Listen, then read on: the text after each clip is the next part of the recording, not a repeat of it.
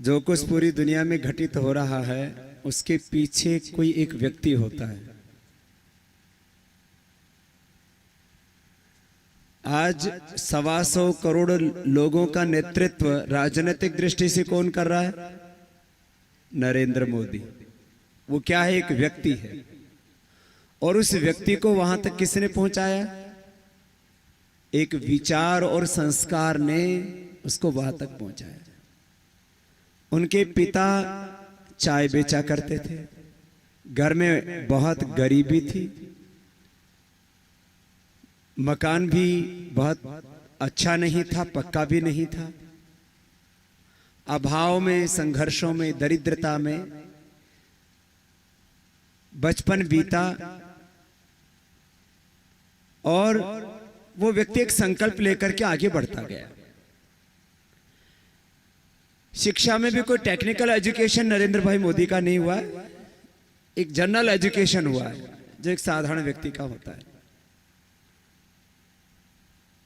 माने आजकल जो इंजीनियरिंग करते हैं, डॉक्टरेट करते हैं, एमबीए करते हैं, देश और के वो टॉप मोस्ट स्कूल जहां पर एक एक महीने की फीस 5-5 लाख रुपए होती है, ऐसे स्कूलों में नहीं पढ़े। पूरे राष्ट्र का नेतृत्व राजनीतिक दृष्टि से आज नरेंद्र भाई मोदी कर रहे हैं। कुछ दिन पहले इस देश के राष्ट्रपति थे अब्दुल कलाम साहब। उनके माता पिता मच्छी आदि पकड़ते थे, मछुआरे के घर में पैदा हुए। पढ़ने के पूरे पैसे नहीं हुआ करते थे, चने बेच करके, अखबार बेच करके अपना जेब खर्चा निकालते थे, अपनी किताबें खरीदते थे, स्कूल का खर्चा उनसे अर्जित करते थे। और वो एक अत्यंत साधारण, अत्यंत गरीब परिवार में, और अत्यंत गरीब में भी मुस्लिम परिवार में, माने एक तो गरीब और एक मुस्लिम परिवार जो कि अल्पसंख्यक हैं मजहब की मत पंथ की दृष्टि से, तो लोग कहते हैं अरे ये तो बहुत गरीब आदमी है, कैसे आगे बढ़ेगा। वो आदमी देश का बड़ा वैज्ञानिक बना और संवैधानिक दृष्टि से प्रेसिडेंट, सबसे ऊंचा पद होता है, राष्ट्रपति बना। पूरे दुनिया के इतिहास में भी मैंने ऐसे लोगों को देखा है। मैंने अफ्रीका में देखा, अमेरिका में देखा, ब्रिटेन और यूरोप में देखा। सारे ही लोगों का इतिहास ऐसे ही लोगों से भरा पड़ा। आज औद्योगिक दृष्टि से इस देश में 3-4 लोगों का नाम बड़ा लिया जाता है। आजकल अंबानी बंधुओं का नाम बड़ी चर्चा में रहता है। अभी अडानी जी का नाम भी बड़ी चर्चा में रहता है। एक वेदांता ग्रुप के मालिक हैं अनिल अग्रवाल। इसमें से ज्यादातर के साथ में हमारा भी एक संबंध है आत्मा का, मिलते रहते हैं। उनके अतीत को, वर्तमान को, और वो कैसे यहां तक पहुंचे उस जज्बे को भी जानते हैं। कुछ के साथ तो हमारे बहुत करीबी रिश्ते भी हैं। मैंने उनसे पूछा, भाई तुम आज इतने बड़े बने हो, कहां से खड़े हुए? पूरी दुनिया के जो 10-20 अमीर लोग हैं उनमें से एक वेदांता के मालिक अनिल अग्रवाल है। सरकारी स्कूल में पढ़े क्योंकि उनके माता पिता के पास में प्राइवेट स्कूल में पढ़ाने के लिए पैसे ही नहीं थे। आज उसकी कंपनी की कीमत कई लाख करोड़ रुपए, कई लाख करोड़ रुपए। कहां से वो आदमी आगे बढ़ा? एक विचार ने, एक संस्कार ने, एक संकल्प ने उसको इतना बड़ा बना दिया। मैं तो निष्कर्ष के रूप में इस बात को कह रहा हूं, बड़े खानदानों में, बड़े घरों में 99% बड़े लोग पैदा नहीं होते। साधारण घरों में ही ज्यादातर शक्तिशाली लोग पैदा होते हैं। आर्थिक दृष्टि से, राजनीतिक दृष्टि से, और मैं तो आध्यात्मिक दृष्टि से भी कहता हूं, तप करने का भाव अपवाद रूप में किसी राजवंश में आ गया वो अलग बात है। साधारण घरों में पैदा हुए लोग ही बड़े बड़े संत, ऋषि, मुनि हुए। कौन सी चीज है जो हमें महान बनाती है? मैं आपके सामने बैठा हूं, आत्मश्लाघा के लिए इस उदाहरण को नहीं दे रहा हूं। अनपढ़ माँ बाप के घर में, खेती बाड़ी करने वाले के परिवार में हम पैदा हुए।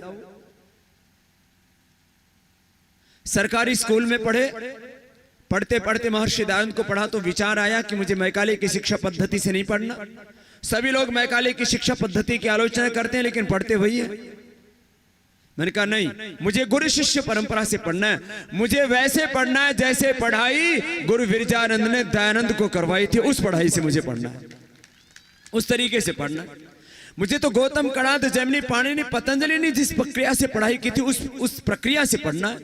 मुझे तो उस प्रक्रिया से पढ़ना है जैसी शिक्षा दीक्षा गुरु वशिष्ठ और विश्वामित्र ने राम को दी थी, महर्षि संदीपनी ने भगवान कृष्ण को दी थी, जो शिक्षा दीक्षा आचार्य चाणक्य ने चंद्रगुप्त को दी थी, माने वो शिक्षा की परंपरा गुरु शिष्य परंपरा। पहले शिक्षा का नियंत्रण राजा के अधिकार में नहीं होता था, राजा सर्टिफाइड नहीं करता था कि कौन कितना योग्य और अयोग्य है। आजकल ज्यादातर बेपढ़े लिखे लोग ये तय करते हैं कि किसको कौन सी डिग्री मिलेगी, उनको पता ही नहीं शिक्षा का। इसलिए लेकिन अब संवैधानिक प्रक्रिया ऐसी हो गई है कि यदि आप सरकार आपको मान्यता नहीं देती, आप कितना अच्छी पढ़ाई पढ़ा लीजिए, आप जो पढ़ाते हैं उसको मान्यता ही नहीं।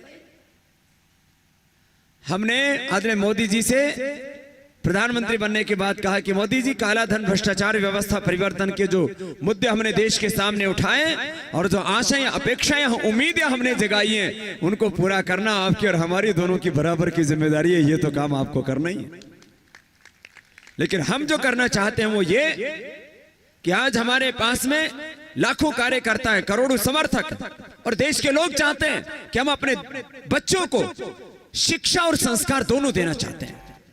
तो इसमें आपका सहयोग चाहिए और इसके लिए हम मैकाले की शिक्षा पद्धति के स्थान पर एक वैदिक शिक्षा पद्धति लागू हो देश में, इसके लिए आपका सहयोग चाहते हैं। उसके लिए एक नया बोर्ड बनाना चाहते हैं। तो उन्होंने पहले ही बैठक में कहा कि मैं इस बात में सैद्धांतिक तौर पर प्रिंसिपली में पूरी तरह से एग्री हूं, जो भी इसकी कानून प्रक्रिया है वह पूरी कर लीजिए। हमने कानूनी प्रक्रिया के लिए पूरा उसका ढांचा तैयार कर दिया है। मुझे पूरा विश्वास है बहुत जल्दी ही एक नया शिक्षा बोर्ड इस देश में बनेगा, जहां वैदिक शिक्षा और आधुनिक शिक्षा का एक नया संगम होगा, जहां हमारे बच्चे वेद भी पढ़ेंगे, दर्शन उपनिषद भी पढ़ेंगे, computer science, technology, mathematics, physics, chemistry, माने वैदिक एजुकेशन भी वर्ल्ड क्लास और मॉडर्न एजुकेशन भी वर्ल्ड क्लास। सीबीएसई से भी एडवांस बोर्ड हम इस देश में बनाएंगे और हमारे बच्चे वहां से पढ़ करके वो विचार और संस्कार लेंगे जो उनके भीतर की दरिद्रता नहीं खो दे। दो तरह की दरिद्रता है भाइयों बहनों, एक वैचारिक दरिद्रता है और दूसरी आर्थिक दरिद्रता। आर्थिक दरिद्रता के कोई मायने नहीं होते, व्यक्ति के भीतर वैचारिक दरिद्रता नहीं होनी चाहिए, विचार की गरीबी, विचार की कंगाली नहीं होनी चाहिए, तो आदमी महान बन जाता है। हमने तो कभी बचपन में 5-10 रुपए भी नहीं देखे। पहले टॉफी लेने के लिए 5-10 पैसे मिला करते थे, वो चांदी जैसे होते थे, एल्यूमिनियम के।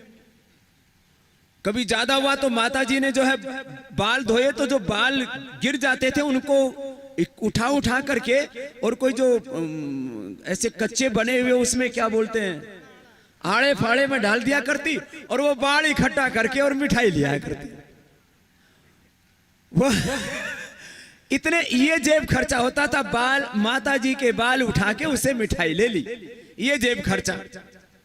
हमने तो देखे ही नहीं पैसे, हमारी जेब में कभी पैसे होते ही नहीं थे। आजकल तो छोटे छोटे बच्चों की जेब में 500-500, 1000-1000 के नोट मिल जाएंगे, मोबाइल बड़े बड़े मिल जाएंगे।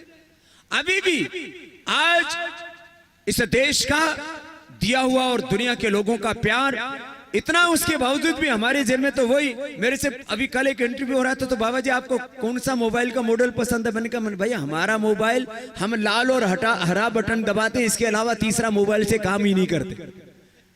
सुनना हो तो हरा और बंद करना हो तो लाल बटन दबा दिया, बस इतना काम है। 1000 रुपए का मोबाइल है हमारे पास। और छोटे छोटे बच्चे अभी जो है एप्पल का कौन सा 6 क्या है, 6 प्लस, वो बोले नया मॉडल आ गया, ये मॉडल चाहिए, वो मॉडल चाहिए। कोई शौक नहीं रहा जिंदगी में। लेकिन मैं आपको एक बात कह रहा हूं, पैसे के बारे में हमने कभी नहीं सोचा और एक बार भी भगवान को उलाना नहीं दिया कि भगवान ने ऐसे साधारण परिवार में है क्यों जन्म दिया। मैं तो कहता हूं भगवान सभी के जीवन में ऐसा जरूर संघर्ष दे जो संघर्ष उनको आगे बढ़ने की शक्ति प्रदान करे। जो बहुत सुविधाओं में, संसाधनों में, विलासिता में पैदा होते हैं, उनके जीवन में आगे बढ़ने की संभावना 99% खत्म हो जाती है। हम वहां से आगे बढ़े, गुरुकुल में आ गए, वहां पर भी सेकेंड हैंड बुक लेकर के फर्स्ट रहा करते थे। गुरुकुल में भी प्रतियोगिताएं होती थी, तो भी अष्टाध्यायी में पूरे देश में प्रतियोगिता होती थी, उसमें भी प्रथम रहा करते थे।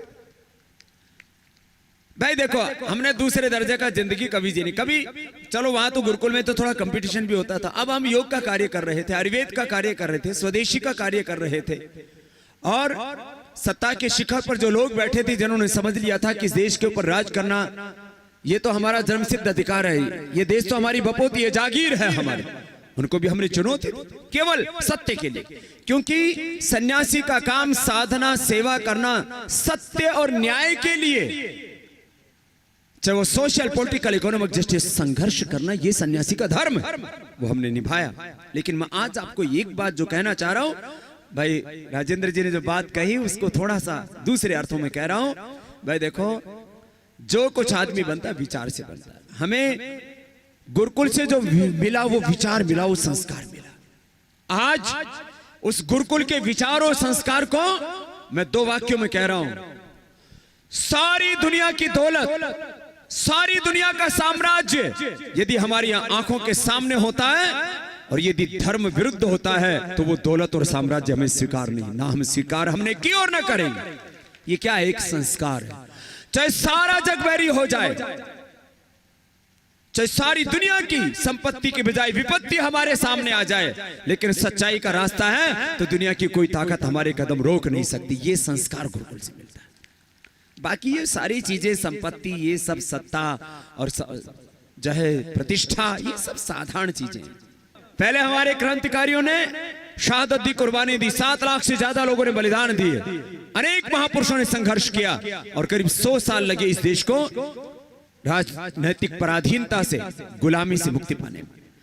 आज देश राजनीतिक पराधीनता से तो मुक्त हो गया है, लेकिन आर्थिक और सांस्कृतिक गुलामी की भीड़ियों में अभी भी जकड़ा हुआ है। हम इस देश को आर्थिक गुलामी से भी मुक्ति दिलाएंगे और एमएनसीज को भी भगाएंगे। ये बहुत बड़ा काम है, लेकिन ये भी होगा। उसके पीछे एक ही है, संकल्प और विचार, संस्कार। तो हम ये जो नई शिक्षा व्यवस्था घड़ना चाहते हैं, जब एक मैकाले आकर के हमारे 7 लाख से ज्यादा गुरुकुलों को तबाह कर सकता है, अरे हम तो यहाँ पर लाखों नहीं करोड़ों की संख्या में ऋषिपुत्र हैं, उस मैकाले एक शिक्षा व्यवस्था का शीर्षासन क्यों नहीं करवा सकते। एक मैकाले आया और उसने हिंदुस्तान की सारी शिक्षा व्यवस्था को ध्वस्त कर दिया, और अभी तक हम कोस रहे 200 सालों से उसी कि मैकाले ऐसा कर गया, मैकाले ऐसा कर गया। तू क्या कर रहा है? तू अपना सोच ले। मैकाले ये कर गया, मैकाले, एक मैकाले को गाते रहते हैं। अरे भाई, जब एक मैकाले हमारे 7 लाख से ज्यादा गुरुकुलों को तोड़ सकता है, तो हम ऋषि पुत्र होकर के 7 लाख से ज्यादा गुरुकुल क्यों नहीं बना सकते? ऐसा क्यों नहीं सोचते? ये होना चाहिए हमारा संकल्प, और ये है आचार्य कुलम के पीछे की दृष्टि। और इस कार्य में बहुत लोगों ने हमने आह्वान किया, तो मैं आप लोगों की जानकारी के लिए बता रहा हूं, पूरे देश भर से करीब 1000 लोगों के प्रस्ताव आए कि स्वामी जी हमारे यहाँ आचार्य कुलम बनाइए, हम 5 एकड़ देंगे, 10 एकड़ देंगे, 50 एकड़ देंगे। आदिवासी लोगों ने 50-50, 100-100 एकड़ अपनी पैतृक जमीन, जिससे आदमी बहुत प्यार करता है, आदिवासी लोग, गरीब लोग जिनको कहा जाता है, उन्होंने 50-50, 100-100 एकड़ जमीन, बाबा जी आप यहाँ आचार्य कुलम बनाओ, हम अपनी पूरी जिंदगी लगा देंगे इस शिक्षा के काम को आगे बढ़ाओ, संस्कार के काम को आगे बढ़ाओ। ये है आज भी से देश के लोगों में सेवा की भावना। अभी महात्मा धर्मवीर जी, जिन्होंने इस गुरुकुल में बहुत तप किया था, खेड़ी खातीवास गांव था, उनके गांव के लोग आए हुए अभी भी कि आचार्य कुलम स्वामी जी महाराज आप बना रहे हो, तो गांव के सरपंच ओमकार जी, साधुराम जी भी उनको कहते हैं, बलजीत जी हैं हमारे भारत स्वाभिमान के कार्यकर्ता। भाई इनको सारे गांव वालों का बहुत बहुत अभिनंदन है। भाई थारे गांव का भी प्रस्ताव जरूर विचार करेंगे, तो एक बार जोरदार अभिनंदन है भाई पूरे गांव वालों का। भगवान खूब हमने राजी रखा भाई, महात्मा जी के संस्कार, उनकी विरासत को आप बचा के रखे हुए हो, बहुत बहुत धन्यवाद भाई। इसलिए मैं कहता हूं भाई, खुद राम बनना पड़ेगा और खुद कृष्ण बनना पड़ेगा, तुम भगवान राम और कृष्ण की संतान हो, तुम ही राम हो, तुम ही कृष्ण हो, तुम ही दयानंद, तुम ही विवेकानंद, गौतम, कणाद, जैमिनी, पाणिनि, पतंजलि हो।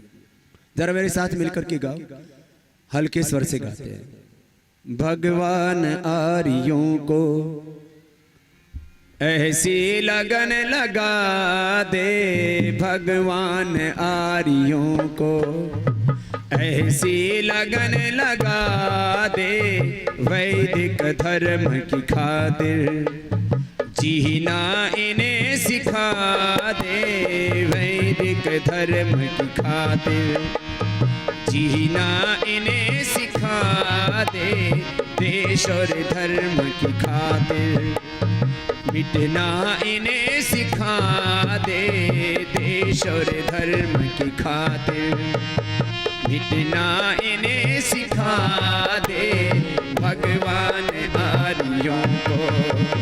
फिर राम कृष्ण निकले घर घर गली गली से, फिर राम कृष्ण निकले घर घर गली गली से, अर्जुन व कर्ण जैसे योद्धा रणस्थली से, अर्जुन व कर्ण जैसे योद्धा रणस्थली से। फिर राम कृष्ण निकले घर घर गली गली से, गए फिर राम कृष्ण निकले घर घर गली गली से, अर्जुन व कर्ण जैसे योद्धा रणस्थली से, अर्जुन व कर्ण जैसे योद्धा रणस्थली से। भीष्म से ब्रह्मचारी और भीम महाबली से, गौतम कणाद जैमिनी और ऋषिवर पतंजलि से, ऋषिवर पतंजलि से। फिर से कोई दयानंद, हाँ फिर से कोई दयानंद जैसा ऋषि दिखा दे, फिर से कोई दयानंद जैसा ऋषि दिखा दे, भगवान आर्यों को। बोले भारत माता की, सत्य सनातन वैदिक धर्म की, महर्षि देव दयानंद की। तो आपको दयानंद बनना पड़ेगा। ये दयानंद बनाने वाला काम है गुरुकुल, ये दयानंद बनाने वाला काम है आचार्य कुलम, ये ऋषि बनाने वाला काम है आचार्य कुलम। ये है अनुष्ठान। ये भारत ऋषियों का देश, हम ऋषियों की संतान है, तो ऋषित्व देवत्व तो हमारे भीतर होना ही चाहिए। यही हमारी असली पहचान। आजकल जवानों में तो आइडेंटिटी क्राइसिस हो रहा है। हमारी पहचान क्या, हमारी मूल संस्कृति क्या, हमारी मूल आत्मा क्या, हमारा मूल स्वभाव क्या है, हमारा मूल धर्म क्या है। हम अपने उस मूल स्वरूप से ही कहीं विचलित और वंचित से हो गए। उसी की याद दिलाने के लिए ये सारे अनुष्ठान किए जा रहे हैं। आज गुरुकुल के इस उत्सव में सबको इस अनुष्ठान में पूरी तरह से तल्लीन होकर के जो कुछ सुन रहे हैं, जो हम जानते हैं वैसा ही जीना है। एक क्षण के लिए भी इधर से उधर नहीं होना। एक लाइन खींच के रखो, ये करना है, ये नहीं करना। जिधर पग नहीं धरना उधर एक पग भी नहीं धरना, और जिधर आगे बढ़ना उससे एक क्षण के लिए भी नहीं डरना। बस ऐसा तय कर ले, और उससे एक बार भी विचलित ना हो। निरंतरता के साथ उस मार्ग पर आप चलते रहिए। दुनिया में आपको आगे बढ़ने से कोई रोक नहीं सकता। प्रथम कोटि के आदमी बनेंगे, जहां भी रहेंगे वहां सबसे ऊंचे रहेंगे, ये बात पक्की है। अभी परम पूज्य स्वामी जी महाराज से आपने बहुत ही ओजस्वी वाणी में प्रेरणा और भजन दोनों का ही श्रवण किया। अब मैं निवेदन करता हूँ भाई नारायण जी को कि वो आए।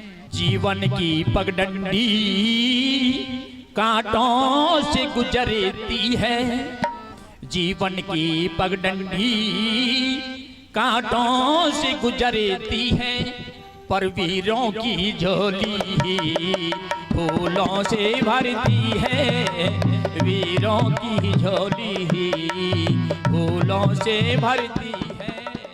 जिसको मरना आया जिसको जीना आया, जिसको मरना आया, उसको जीना आया। विष घूंट पिया जिसने, उसने अमृत पाया। विष घूंट पिया जिसने, उसने अमृत पाया। हाँ वो नहीं जिंदगी जो सौ दफा मरती है, और वीरों की झोली फूलों से भरती है, और वीरों की झोली फूलों से भरती है। और ठंडी कहानों से गुजरती है, और वीरों की झोली फूलों से भरती है, वीरों की झोली फूलों से भरती है। अब मैं निवेदन करता हूँ श्रीमती उषा आर्या जी, जो भजनोपदेशिका हैं और रेवाड़ी आर्य समाज की महिला प्रधान हैं, वो अपना एक भजन प्रस्तुत करेंगी। था भारत मशहूर किसी दिन वीर विदुषी छोरी से, अरे जो चाहती थी वही बनाती माँ बच्चे को लोरी से, जो चाहती थी वही बनाती माँ बच्चे को लोरी से। था भारत मशहूर किसी दिन वीर विदुषी छोरी से, जो चाहती थी वही बनाती माँ बच्चे को लोरी से, जो चाहती थी वही बनाती माँ बच्चे को लोरी से।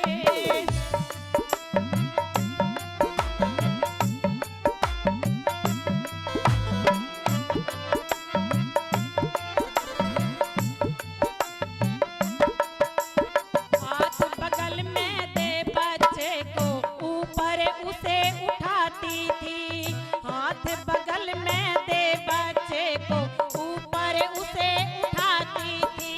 लल्ला तेरी दूध कटोरी कह कर लाड लड़ाती थी, लल्ला तेरी दूध कटोरी कह कर लाड लड़ाती थी।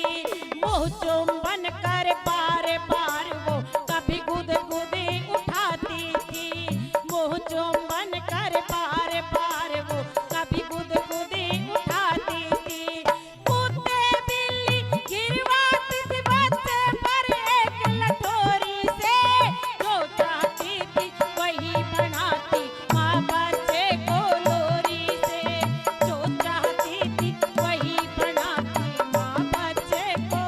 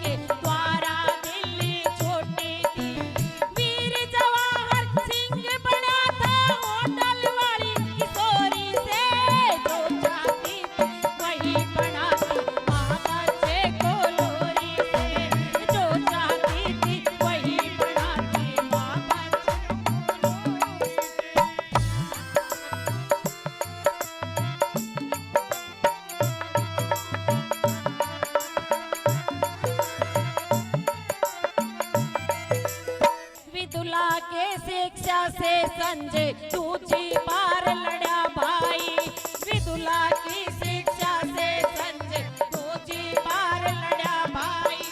दूजी बार ना उसके सम्मुख दुश्मन खड़ा रहा भाई, दूजी बार ना उसके सम्मुख दुश्मन खड़ा रहा भाई। अभिमन्यु माँ की शिक्षा से किले में जाए बड़ा भाई, अभिमन्यु माँ की शिक्षा से किले में जाए बड़ा भाई। भरत पड़ा था गंगा ऊपर शकुंतला की लोरी से, जो चाहती थी वही बनाती माँ